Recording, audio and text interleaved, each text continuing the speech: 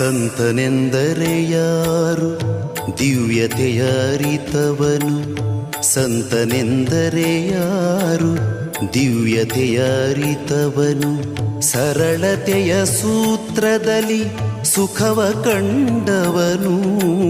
ಸಂತನೆಂದರೆ ಯಾರು ದಿವ್ಯತೆಯ ಅರಿತವನು, ಮಮತೆ ಬಂಧನ ಕಳಚಿ ಬಲು ದೂರ ನಿಂತವನು.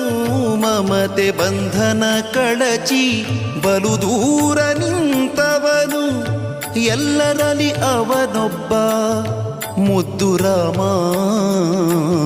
ಎಲ್ಲರಲ್ಲಿ ಅವನೊಬ್ಬ ಮುದ್ದು ರಾಮ.